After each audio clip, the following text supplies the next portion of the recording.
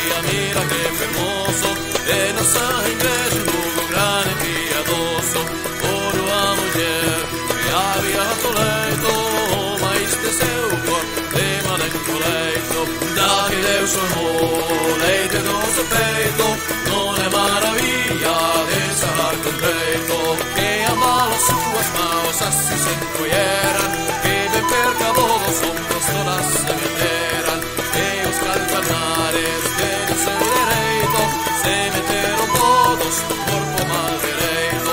Da que Deus amou, leite do seu peito, não é maravilha desar com peito.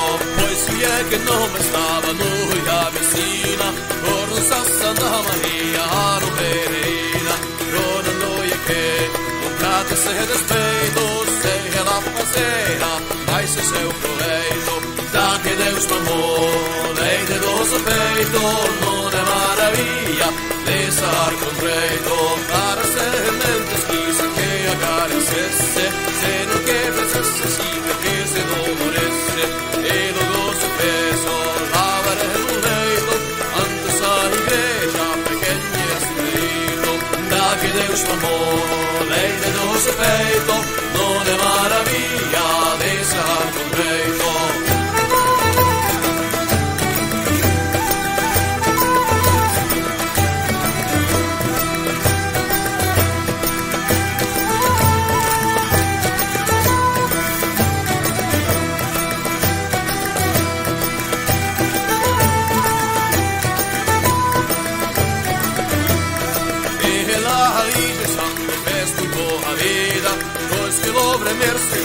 Senhor comprida, e no mês de agosto, no dia estoleito, nasce feste grande como vosso feito. Da que Deus tomou, leite do seu peito, não é maravilha desar com peito. Será agora pertinente daquele dia, se fez meter na igreja de Santa Maria, mas a Santa Virgem não negou o freito, mas tornou no corpo todo escorreito. Da que Deus mamou, leite do seu peito, não é maravilha desar com peito. Pero olhou na palma e ali gostarava, cada lembrou por si, vive descalaia. Vem comer maneira, muito se cava de teito, quando se entenida o nervio é coleito.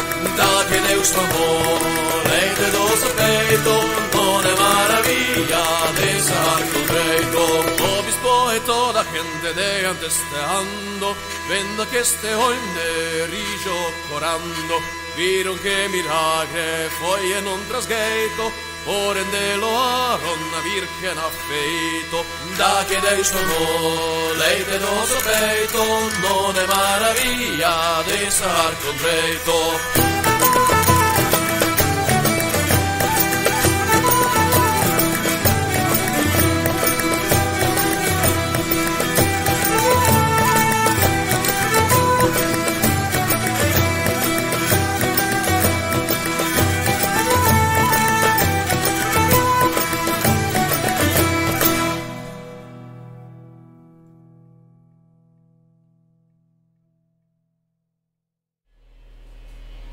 Olá pessoal, sejam todas bem-vindas, sejam todos bem-vindos a mais uma aula de História e Filosofia das Ciências Naturais. Hoje é a nossa terceira aula que continuamos a abordar os antecedentes da ciência moderna, sendo que a aula de hoje é sobre a Idade Média. Alguns pontos, sobre a Idade Média e sobre a influência dela para a formação da Idade moderna e da ciência moderna, certo?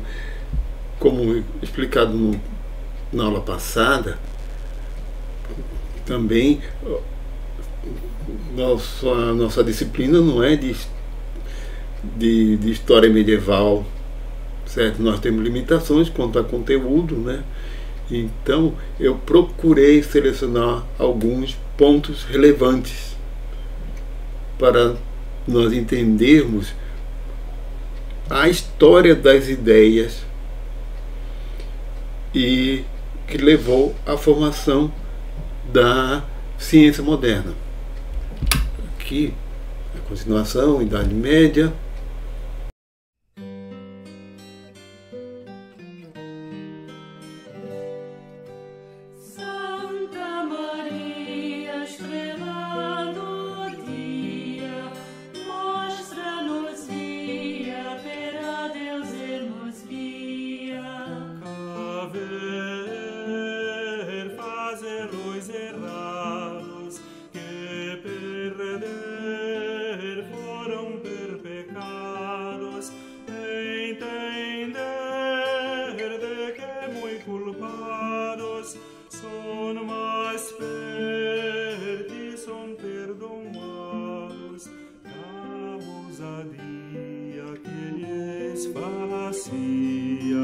Fazer folia, mas que não deveria. Santa Maria. Colocar um momento. O primeiro ponto que nós temos que considerar, certo, é que há uma hegemonia da igreja cristã na Europa, que vai sendo aos poucos, mas quando houve a queda do Império Romano, a religião cristã, ou a igreja católica romana, apostólica católica romana, já era a religião oficial do Império Romano, do Ocidente, e era uma instituição organizada com sistemas hierárquicos, etc. Então a igreja sobreviveu à queda do Império Romano. E justamente a igreja que surge em Roma continua a se expandir, mesmo com a queda do Império Romano, com a queda política, e segue também após um período de crise muito, digamos assim, chamar a Idade Média de Idade das Trevas é algo estereotipado, bastante estereotipado, porque o período da Antiguidade também não era um período... Basta a gente ver que os romanos se divertiam indo ao Coliseu, que a execução para quem se rebelasse contra o Império Romano era a crucificação.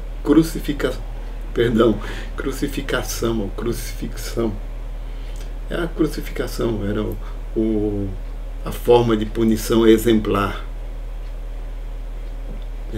que aquele tipo de pena de morte era reservada àquelas pessoas que se rebelavam contra o Império Romano. Então, uma coisa que os romanos tinham de diferente em relação a outros povos era a organização social, institucional, a organização militar, e isso com o tempo vai sendo corroído, certo? Eles nunca conquistaram também todos os povos europeus, né? O norte da Europa nunca ficaram sob domínio romano, até o ponto que os povos germânicos conseguem ruir o Império Romano. Então, mas é um período que se segue de crise, de muita crise, crises sociais, econômicas, e a Igreja Católica vai se expandindo entre os povos que não eram cristãos e vai se consolidando, vai gerando uma hegemonia, algo que a gente vê como um fator de amálgama da Europa medieval. Lá pelo meio da Idade Média, uma coisa que existe em comum nas sociedades europeias é a religião cristã. Acaba tendo hegemonia. E dentro da religião cristã o que nós temos é o que nós temos é o ambiente que era propício a estudos, as primeiras universidades, as primeiras escolas institucionalizadas, depois as primeiras universidades eram ligadas à Igreja Católica, eram centros de estudos, etc. E o que acontece é que o primeiro grande unificador, digamos assim, da teologia cristã com a filosofia grega foi Tomás de Aquino. Claro que houve outros pensadores anteriores, mas aqui a gente destaca o papel de Tomás de Aquino, foi porque foi o primeiro a ter uma filosofia totalmente construída e coerente, dele colocar o aristotelismo, que tinha sido redescoberto pela Europa há cerca de 100 anos antes dele. Lá pelo ano de 1100, os europeus redescobrem Aristóteles a partir do contato com os árabes, ou a partir da interpretação dos árabes e depois com textos originais. E também há outros contatos aos poucos, não só pelas cruzadas, mas há outros contatos, e começa a haver traduções do grego para o latim. E inicialmente Aristóteles é rejeitado pela Igreja Católica, porque existem alguns pontos divergentes da filosofia de Aristóteles em relação à teologia cristã. E o que Tomás de Aquino fez foi adaptar a filosofia aristotélica à teologia cristã. No caso, o papel da filosofia, no tomismo, por exemplo, que é a filosofia desenvolvida por Tomás de Aquino, foi um papel muito mais de usar a filosofia como um esteio, como uma base racional para a teologia. Meu professor de filosofia que dizia que a teologia usa a filosofia do mesmo jeito que a física usa a matemática. Confere rigor lógico e argumentativo às questões teológicas, questões de fé, certo? Então, falando de alguns fundamentos do tomismo, vou colocar aqui, que é o uso da filosofia natural e da racionalidade aristotélica para justificar a teologia cristã. No caso, a filosofia serve como uma serva da teologia. A teologia é o que importava. Então, de certa forma, é a razão estando abaixo da fé, mas sendo usada pela fé, para justificar a fé. Mas, nesse pensamento medieval, se minha razão contradizesse a minha fé, eu teria que abandonar a razão. Eu teria que arrumar uma razão que não contradissesse a minha fé. Então, o primeiro ponto que eu coloquei em textos que estão postados para os estudantes, pode parecer confuso ali, realmente tem um ponto mais. Agora é uma questão também metafísica, certo? Essa é uma diferença entre a essência e a existência, e como é que Aristóteles abordava essa questão e como Tomás de Aquino abordou para embasar a teologia dele, de Tomás de Aquino. Olha, eu tenho uma pergunta: o que é o ser? segundo Aristóteles, se eu respondo a essa pergunta, o que é o ser, eu tenho a essência desse ser. O que ele é? Essa é uma pergunta não é fácil de responder. De fato, não é fácil. É uma pergunta de cunho ontológico. Mas a questão da existência é que a resposta à pergunta: esse ser existe? O fato de eu responder e de eu chegar à essência de um ser não garante a existência, não garante que eu responda a pergunta: esse ser existe? São, de acordo com Aristóteles, são duas perguntas diferentes, mas é uma questão de conhecimento, é uma questão epistemológica, de acordo com Aristóteles, é uma questão formal, é uma questão de lógica, certo? O que Tomás de Aquino fez foi transformar essa separação entre essência e existência como algo real, algo ontológico, que um ser tem a sua existência diferente da sua essência. São duas coisas diferentes do mesmo ser. Então, significa que todos os seres têm a sua existência condicionada, diferente da essência dele. Então, um desdobramento desse pensamento, que todos os seres têm sua existência condicionada, o que significa, por exemplo, que nada existe por si mesmo, porque a existência é diferente da essência. O por si mesmo, isso não seria possível, já que a existência é uma coisa e a essência é outra. Então, cada um de nós existe porque as outras coisas existem, porque eu existo porque meus pais existiram. Fora, ou seja, na natureza, a existência de tudo é condicionada à existência das outras coisas. Certo? Nada existe por conta própria, em outras palavras.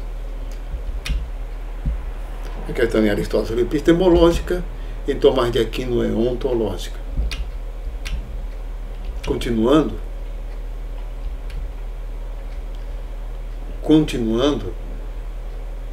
aquela questão de essência e existência, que eu não coloquei aqui, mas eu vou acrescentar, não coloquei aqui no slide.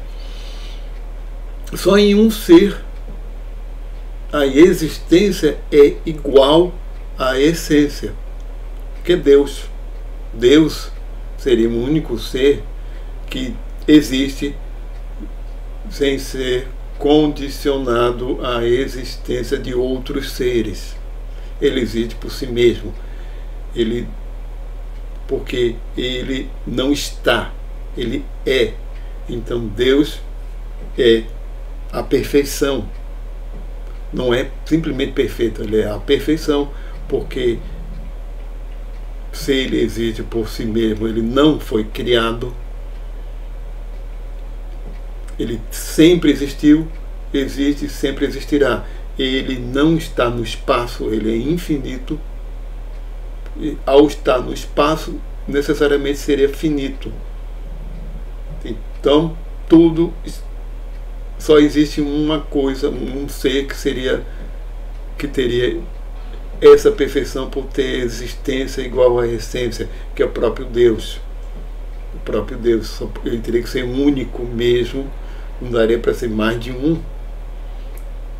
E ele teria que estar além do espaço, além do tempo, porque ele não tem começo, meio e fim, já que, considerando que ele é perfeito, então ele não muda.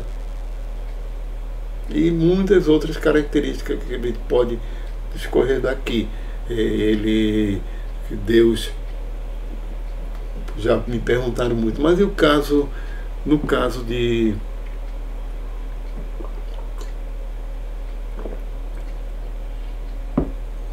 Então por que as coisas que ele fez são imperfeitas, que são as criaturas de Deus, não criadas? Porque as outras coisas são condicionadas, a começar, ou seja, teria uma existência que depende de outra existência, no final das contas que depende da existência de Deus, e ele não depende da existência de nada para existir.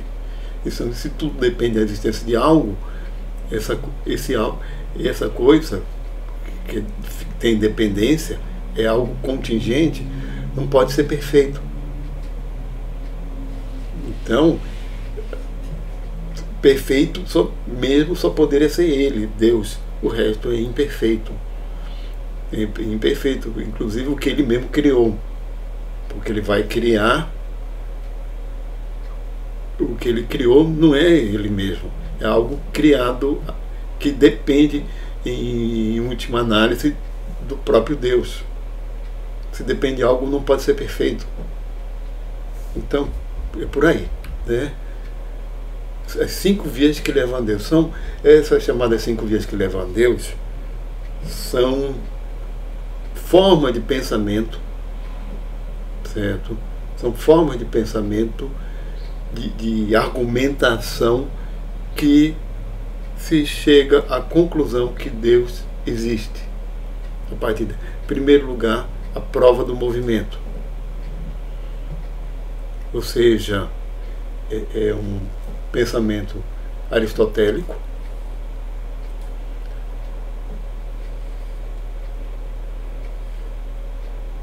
certo? É um pensamento aristotélico e que diz que se nós, por exemplo, coloca aqui, que um movimento existe, ou é natural, ou é forçado. Se algo gera movimento, é porque tem um motor que gerou o movimento.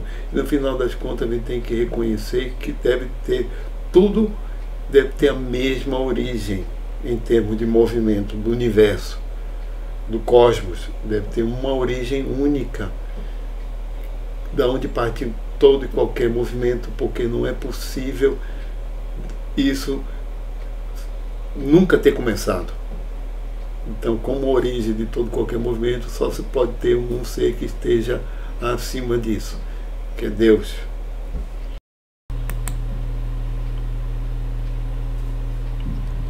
Bem, a segunda via, que é a prova da causalidade eficiente, considera as causas aristotélicas,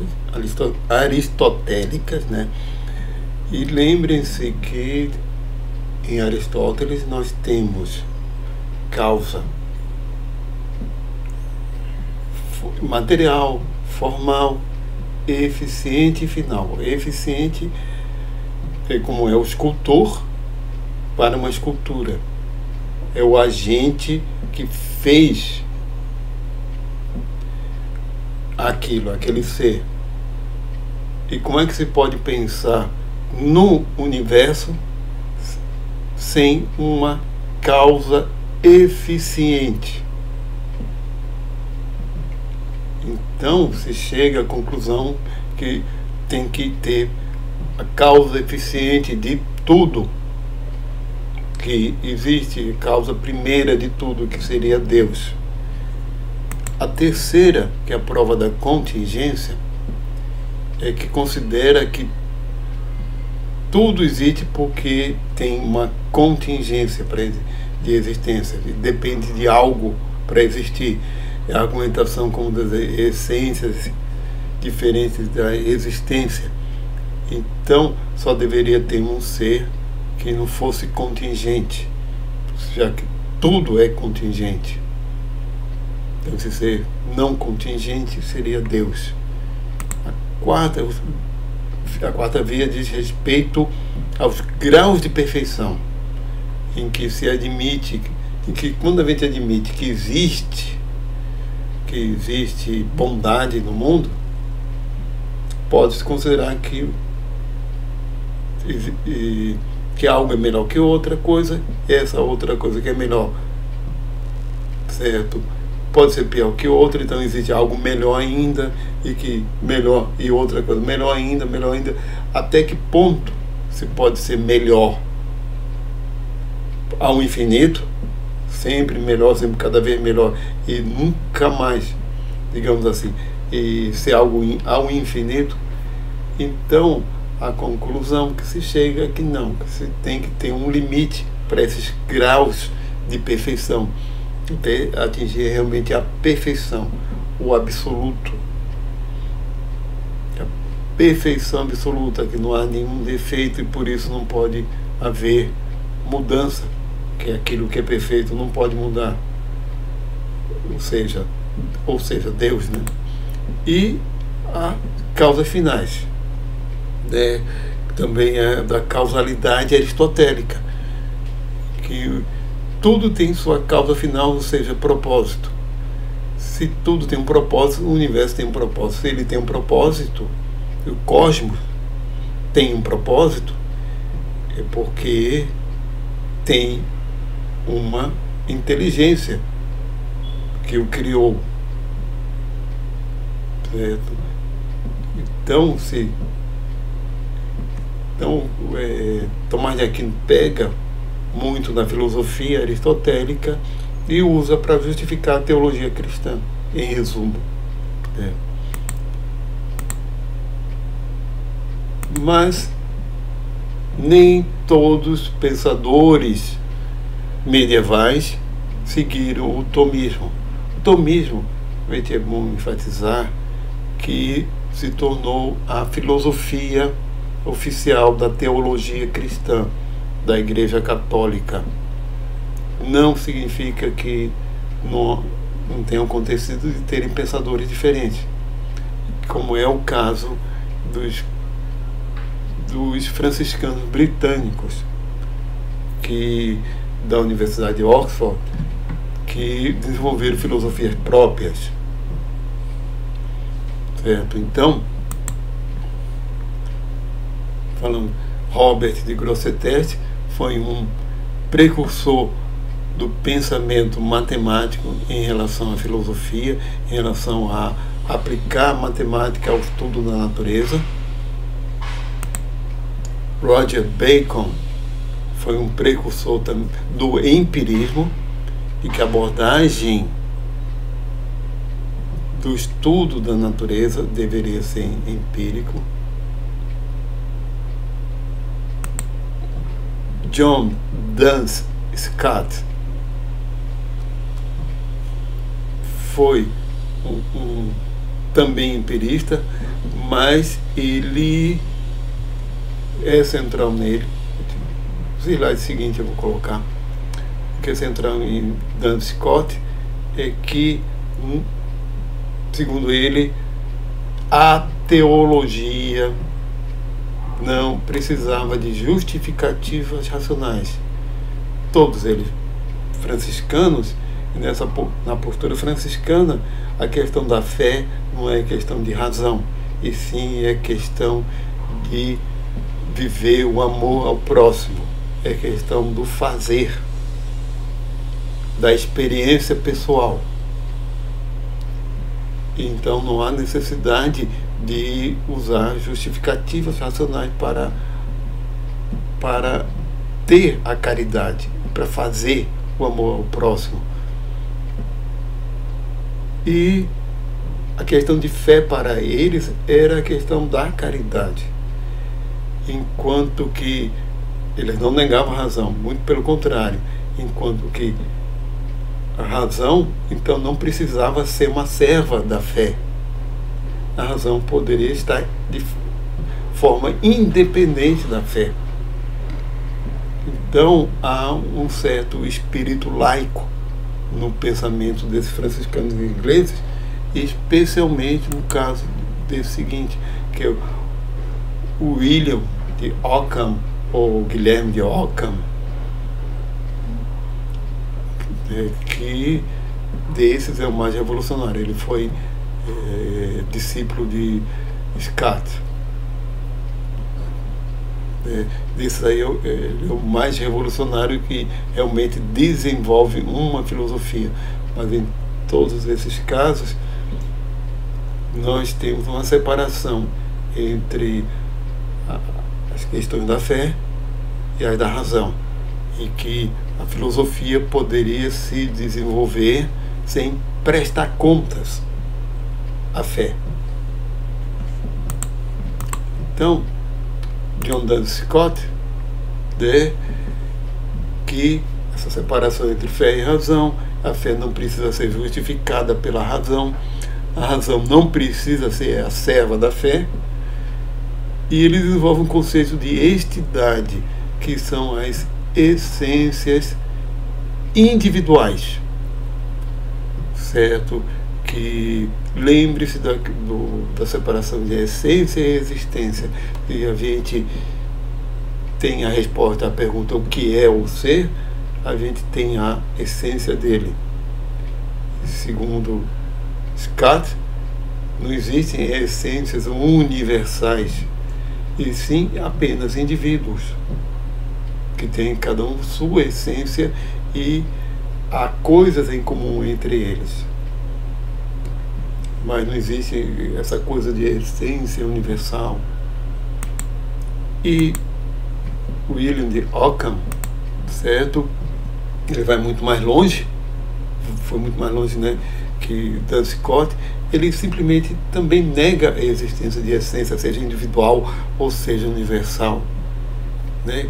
Que os conceitos filosóficos, os conceitos do pensamento são só palavras, são só símbolos abstratos que nós usamos por questão de poder lidar com a realidade.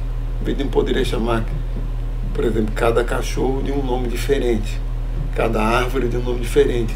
Então a gente lida com palavras para agrupar indivíduos que têm coisas em comum, certo?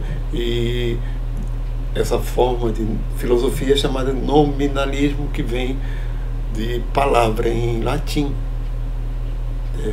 nomen, nominalismo, em que toda a questão do pensamento e das ideias são só questões de símbolos abstratos, arbitrários, que são as palavras, né? O William de Ockham, também muito conhecido pelas posturas políticas dele, que ele era ele nasceu existem dúvidas quanto ao ano de nascimento e ano da morte, mas ele nasceu por volta de 1285 e faleceu em 1347. Nesse período, no auge da Idade Média, ele tinha uma mentalidade política laica, né, que questões religiosas não são questões políticas, que o Papa não deveria se meter com os reis. Porque ele dizia que, assim como Jesus, o Cristo, veio à Terra para salvar as almas e não para privar os homens de seus bens e direitos, do mesmo jeito que o vigário do Cristo, que é o Papa, também, que é muito inferior a Jesus, não deveria ter o direito de interferir nos bens e direitos dos outros, dos monarcas, etc., né? Então ele inclusive foi preso, etc., mas era num período que a Inquisição não estava com essa virulência todinha. A Inquisição só se tornou realmente virulenta depois da Reforma Protestante, que piorou muito com o Renascimento, depois do Renascimento, e mais ainda com a Reforma Protestante, que foi um movimento de atacar, de combater essa Reforma Protestante, questão de dominar as heresias, né?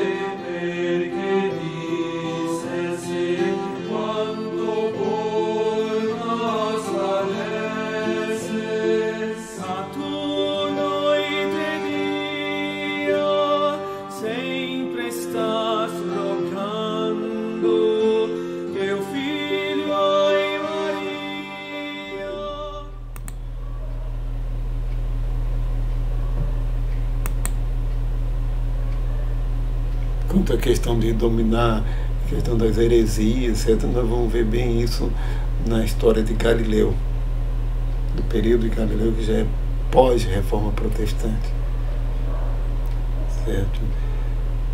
E encaminhando agora para o final de nossa aula, nossas referências.